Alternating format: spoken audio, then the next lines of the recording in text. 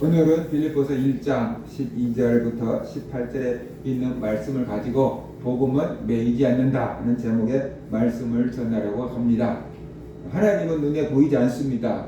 근데 어떤 사람들은 하나님이 나를 사랑하신다 라고 말하는 사람들도 있고, 어떤 사람들은 하나님이 나를 사랑하는지 모르겠어 라는 사람도 있고, 어떤 사람은 하나님 나를 버리신 것 같아 라고 느낀 사람도 있습니다. 왜 그럴까요? 어떤 것을 기준으로 그렇게 얘기를 하고 있는 걸까요?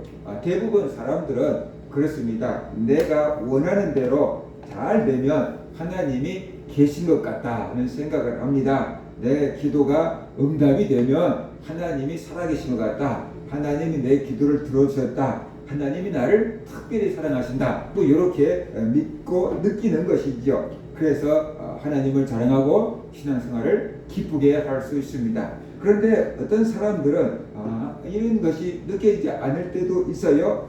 열심히 기도하고 열심히 봉사하고 열심히 신앙생활하는데 내 뜻대로 안 될 수도 있어요. 아무런 느낌과 감동이 없을 수도 있어요. 그럴 때 하나님이 살아계신다고 하는데 나는 모르겠어 라고 생각하는 사람들도 있을 수 있어요. 심지어 내가 기도했는데 이 기도한 것과 정반대로 될 수도 있어요. 잘 되기로 했는데 안 되고, 학교 가라고 했는데 떨어지고, 원하는 대로 안 될 수도 있거든요. 그럴 때 사람들은 실망하고 하나님이 안 계신 것 같다. 기도해도 안 들어주신다. 하나님이 나를 버린 것 같다 라는 그런 생각을 하기도 합니다. 그래서 하나님이 계시냐 안 계시냐, 하나님이 나를 사랑하시냐 안 사랑하시냐, 그런 기준이 성경의 말씀이 아니고 다 내 체험과 경험과 내 느낌인 거지요. 그래서 나를 보고 나의 현실을 바라보고 내가 원하는 대로 해주면 하나님이 계시고 하나님이 나를 사랑하신다 라고 생각하고, 내가 원하는 대로 안 되면 하나님도 안 계신 것 같고 하나님 나를 버리신 것 같고, 그렇게 사람들은 느끼고 생각을 하는 거지요. 그런데 실제로 그런 것은 아니다라는 거죠. 내 뜻대로 잘 될 때만 하나님이 계신 게 아니고 내 뜻대로 안 될 때도 하나님은 여전히 계신다. 햇빛이 쨍쨍 날 때만 해가 떠 있는 건 아니잖아요. 구름이 끼고 비가 올 때도 해는 있는 거잖아요. 근데 구름이나 비가 가려서 우리가 해를 못 보고 있을 뿐인 것이지 그 위에 어딘가는 해는 있다는 것이에요. 그처럼 하나님은 내 뜻대로 안 될 때도 계신다. 내 뜻대로 잘 될 때만 하나님이 나를 사랑하시는 게 아니고 내가 원하지 않는 길이 자꾸만 열려도 그 가운데에도 하나님은 계시고 그 가운데에도 하나님의 뜻은 있을 수 있다는 것을 우리가 알아야만 된다는 것입니다. 12절을 보면 이렇게 말씀하고 있습니다. 형제들아, 내가 당한 일이 도리어 복음 전파의 진전이 된 줄을 너희가 알기를 원하노라 그랬어요. 그러면 바울이 지금 당한 일은 무엇입니까? 옥에 갇히고 손발에 수갑이 채워지고 묶여 있는 상태다라는 것입니다. 바울은 복음 때문에 감옥에 갇혔습니다. 그래서 더 이상 돌아다니면서 복음을 전할 수가 없게 되었습니다. 하나님이라는데 커다란 장애물을 만나게 된 것이지요. 이제 더 이상 바울은 복음을 전할 수가 없는 처지에 된 것 같고, 이제 복음 전파가 이제 스톱, 멈춰진 것 같다라는 것이, 사람들은 그렇게 생각했을 거예요. 빌립보 교회 성도들도 그렇게 생각했을 거예요. 이제 선교가 멈춰버렸다. 이방인 전도가 이제 올 스톱 됐다라고 생각했을 거예요. 그런데 그게 아니라는 거죠. 바울이 감옥에 갇힌 것이 오히려 복음 전파의 진전이 되었다. 복음 전파의 통로가 되었다. 복음 전파의 고속도로가 되었다. 뭐 이렇게 지금 표현을 하고 있는 겁니다. 뭔가 막힌 것 같은데 해가 변화해서 복이 됐다. 지금 그 얘기를 하고 있는 거죠. 어떻게 바울이 감옥에 갇혔는데 그것이 복음 전파의 통로가 될 수가 있을까요? 13절을 보면 이렇게 말하고 있습니다. 이러므로 나의 내인이 그리스도 안에서 모든 시위대 안과 그의 밖에 모든 사람에게 나타났으니 라고 이렇게 말하고 있습니다. 그러니까 바울이 감옥에 갇히게 됐는데 그 바울을 통한 그 복음, 바울이 감옥에 갇혔다는 그 소식이 시위대, 그 감옥에 있는 모든 교도관들에게 전파되었고 그 밖에 다른 모든 사람들에게까지 전파되었다라고 말하고 있습니다. 바울이 감옥에 갇히지 않았다면 로마 감옥에 있는 시위대원들에게 복음을 전할 수 있는 길들이 열리지 않았을 것입니다. 그런데 바울이 감옥에 갇힘으로 말미암아서 그 간수들이 삼교대로 바울을 계속해서 감시하고 지키니까 바울이 그들에게 복음을 전해서 교도관들에게까지 복음이 전파되게 되었다라는 것이, 감옥에 어떤 새로운 제수나 유명한 제수들이 들어오면은 감옥에 있는 간수들끼리도 말이 많을 거 아니에요. 이번에 어떤 제수가 들어오는데 그렇게 얘기할 거 아니에요. 그죠? 어때? 잘 지내고 있어? 뭐 하다 온 사람이야? 뭐 때문에 온 사람이야? 막 이렇게 막 얘기가 될 게 아니에요. 사람들이 그 바울은 다른 제수들하고 달라. 뭐가 다른데? 생각하지도 않고 죄를 진 것도 아니고 바울은 그냥 이런 소식을 전해. 죽었던 예수가 살아났다고 그거 전해. 그래? 그러면 사람들이 호기심을 갖고 바울을 찾아왔고 바울이 또 그들에게 복음을 전했고, 그래서 시위대에 있는 이 교도관들에게 복음이 전파되었다라고 지금 말하고 있는 것이죠. 또 바울이 감옥에 갇혔다는 소식이 널리 전파되어서 그것이 복음 전도의 계기가 되었다라고 말하고 있습니다. 그러니까 바울이 감옥에 갇힌 것 때문에 걱정하지 말라. 나는 갇혔지만 복음은 갇히지 않는다. 나는 매였지만, 계속해서 오늘 본문에서 나의 매임으로, 나의 매임이 계속 얘기하고 있잖아요. 바울은 지금 묶여 있어요. 돌아다니면서 복음을 전할 수 있도록 행동의 제약을 받고 묶여 있어요. 그런데 복음은 매이지 않는다. 복음은 묶이지 않는다. 복음은 멈추지 않는다. 그러니까 걱정하지 말라라고 지금 바울은 말하고 있다는 것입니다. 바울이 감옥에 갇혔어도 복음은 갇히지 않고, 바울은 매였어도 복음은 매이지 않는다는 것입니다. 왜 그렇습니까? 하나님이 일하시기 때문이다. 바울이 일한 것 같지만 실질적으로 바울이 일한 것이 아니고 하나님이 일하신다. 그럼 뭔가 하나님이 바울을 통해서 일하시는 거고 하나님이 바울을 도구로 써서 일하고 계시는 거예요.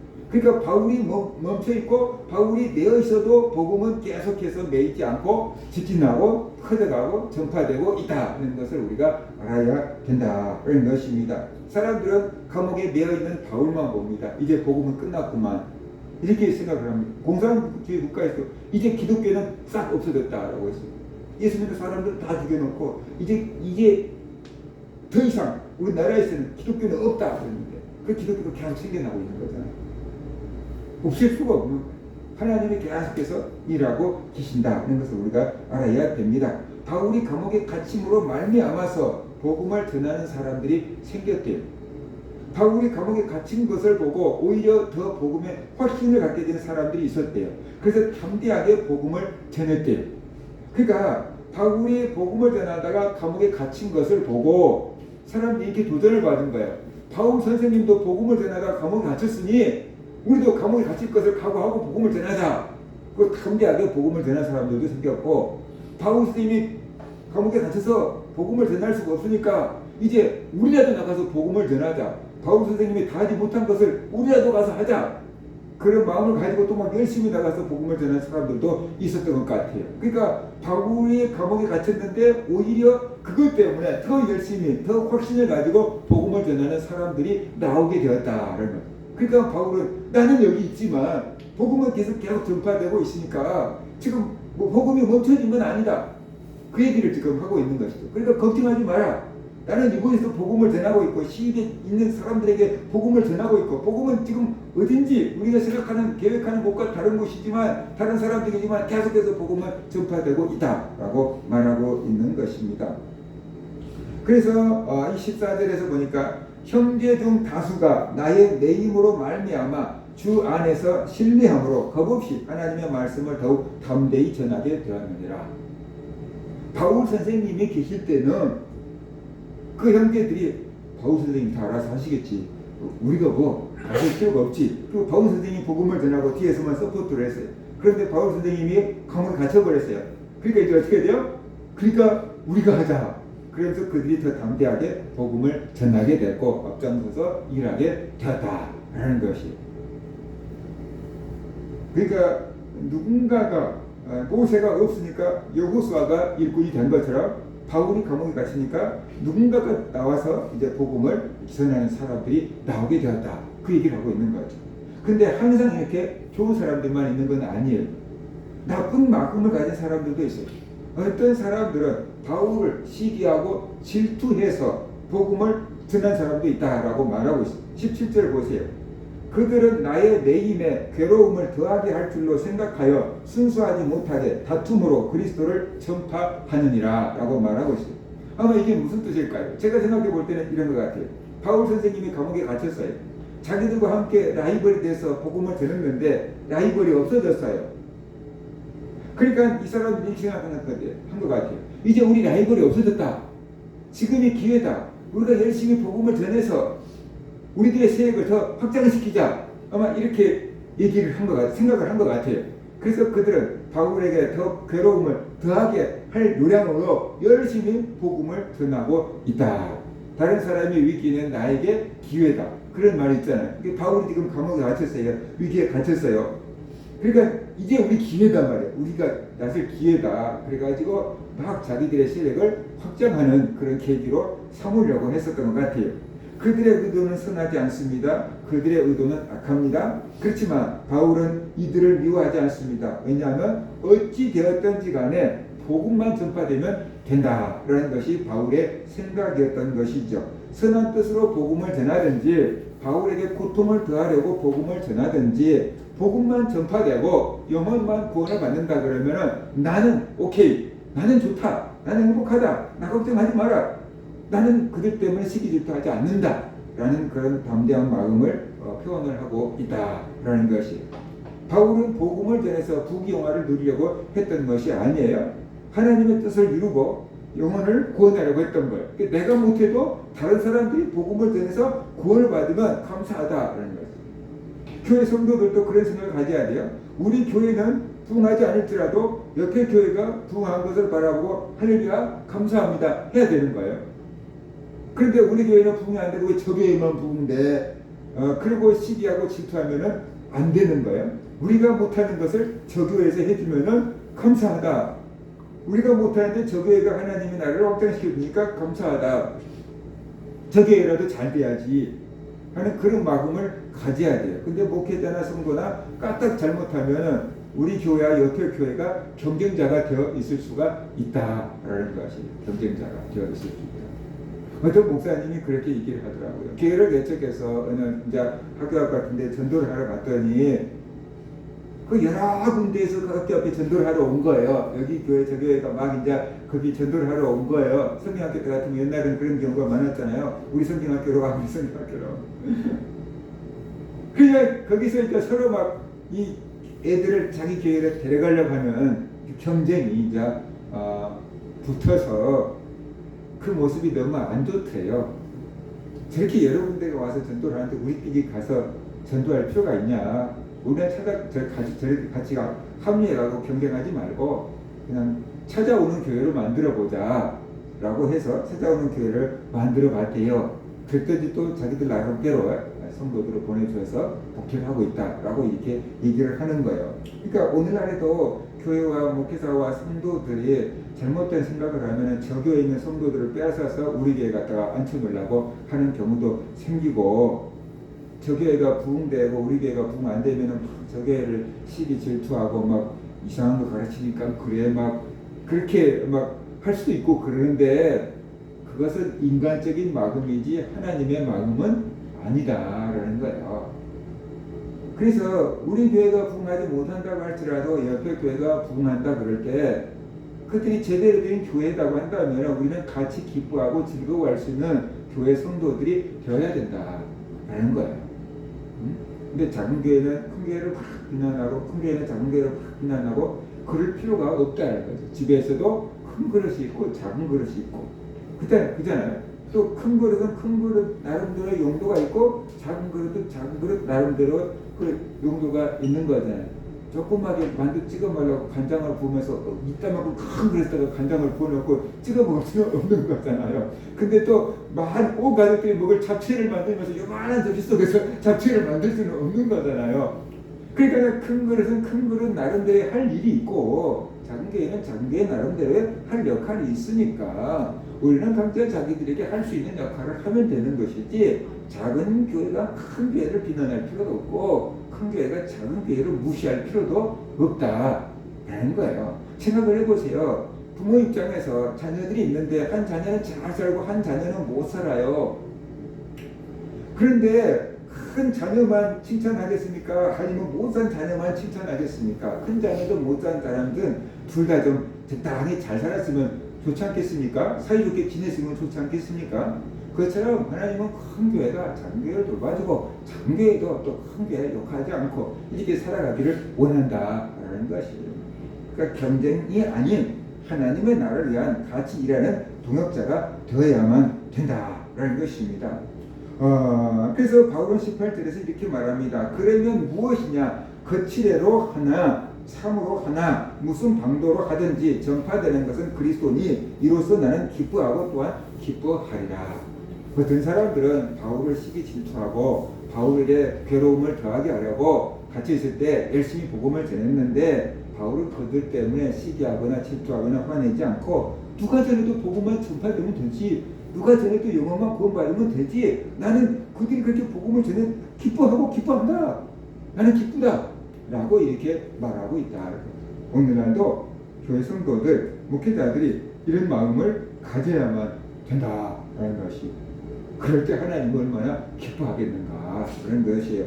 바울은 자기를 생각하지 않습니다. 자기의 명예나 자기의 안락함을 생각하지 않습니다. 오직 하나님의 나라만 생각합니다. 오직 한 영혼이 구원받는 것만 생각합니다. 나는 어찌 되어도 좋다. 복음이 전파되면 된다. 나는 어찌 되어도 좋다. 영혼만 구원받으면 된다.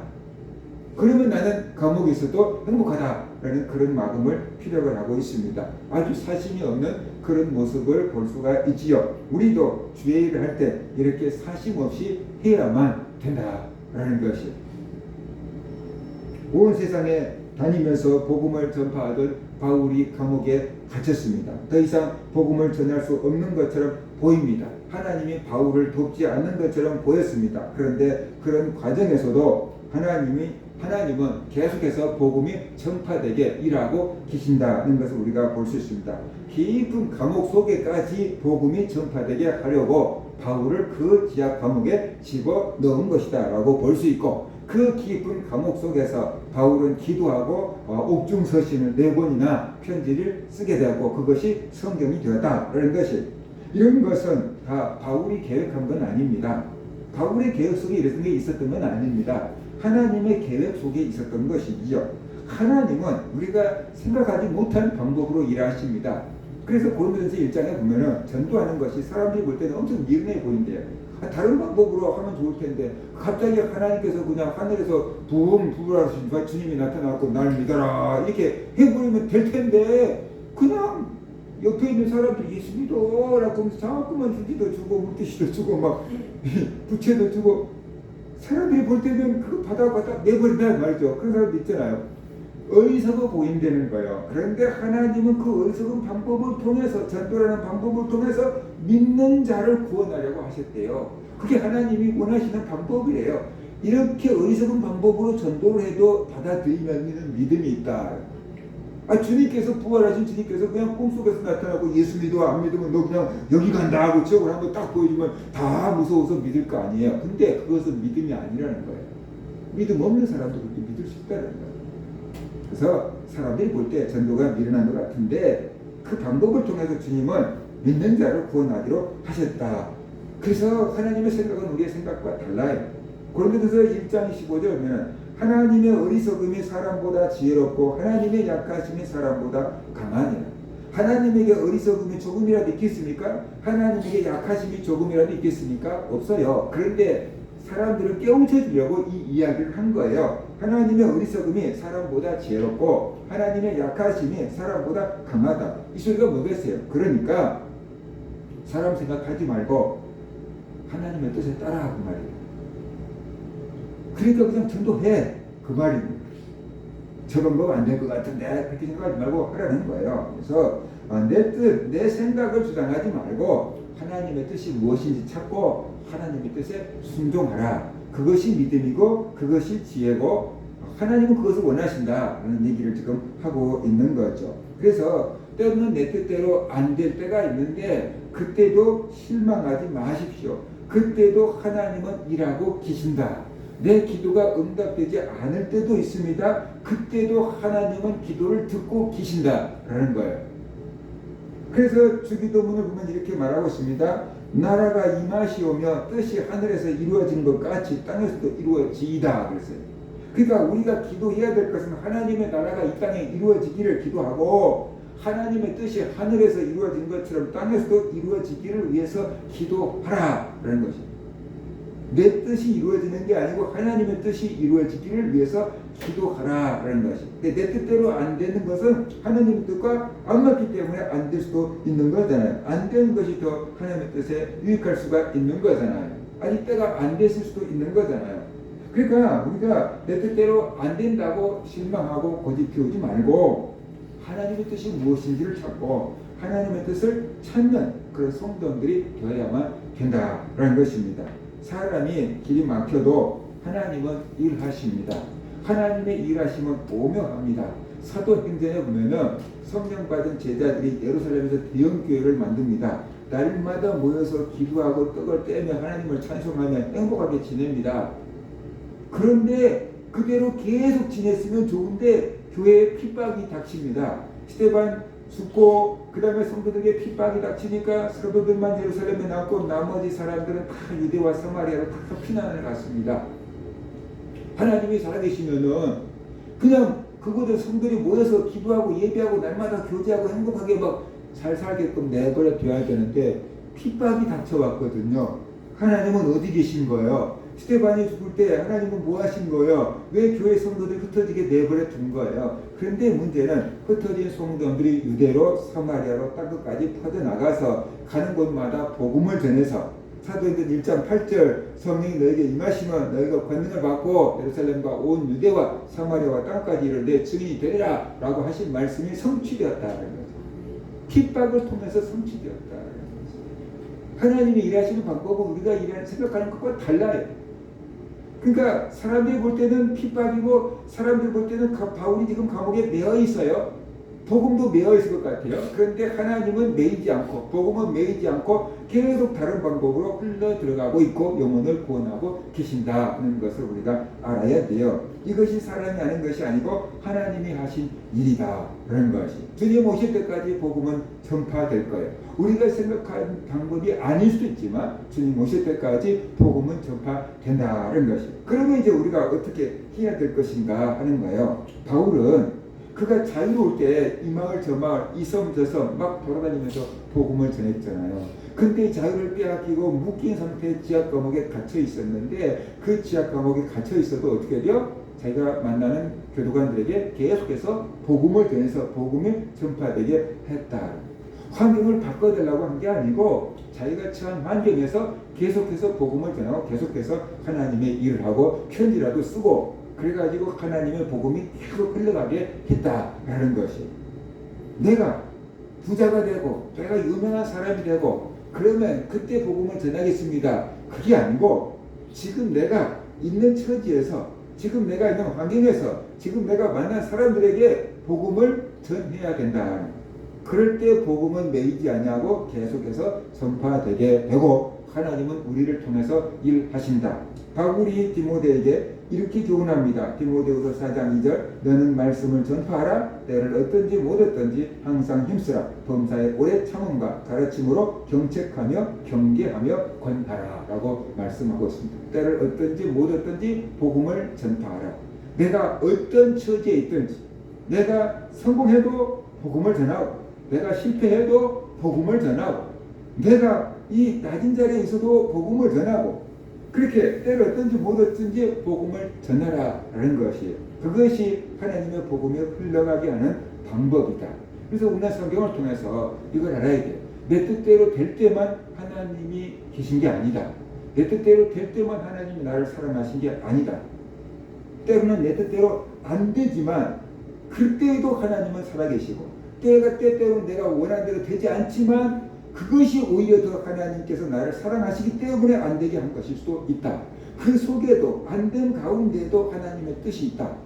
그러면 우리는 그때 하나님의 뜻이 무엇인가를 찾아야 되고 기도해야 되고 성경에서 찾아야 되고 그래서 하나님의 뜻을 찾고 순종하는 삶을 살아야 된다라는 것이. 그래서 사람들이 바울을 감옥에 가둬놓고 묶어놨지만 복음은 막을 수가 없었던 거고 복음은 내어놓을 수가 없었던 것입니다. 오늘날에도 복음 전거를 방해하는 여러 가지 문제들이 있지만 그 가운데서 하나님의 복음은 계속 증거되고 있다. 그런 것을 믿으시고 그 하나님의 복음 전도에 쓰임받는 그런 성도들 되시기를 주의 이름으로 축원합니다. 아멘.